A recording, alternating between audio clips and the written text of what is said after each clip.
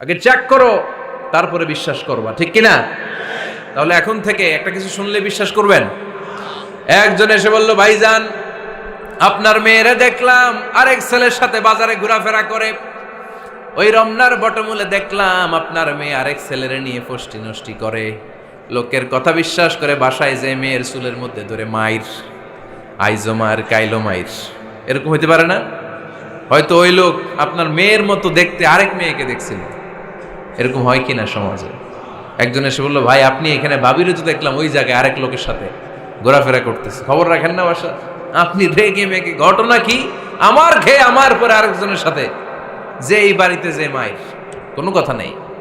দেখবেন যে ছোট্ট মারামারি থেকে এই ঘটনা অনেক সময় বিচ্ছেদ বা ডিভোর্স পর্যন্ত গড়ায়, ঠিক কিনা?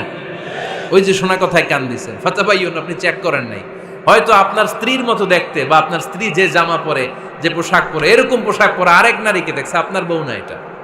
আপনার মেয়ের ব্যাপারে যে তথ্য দিয়েছে এটা সঠিক নয়, সে আপনার মেয়ের মতো আরেকটা মেয়েকে দেখেছে, এসে আপনার কাছে বলে দিছে, আপনি বিশ্বাস করছেন। ভেজাল আছে না নাই? এই ভেজালগুলোকে থামানোর জন্য কোরআনে এই বিধানগুলো, সমাজটারে সুন্দর রাখার তথ্য একটা শুনলেই বিশ্বাস করবেন না।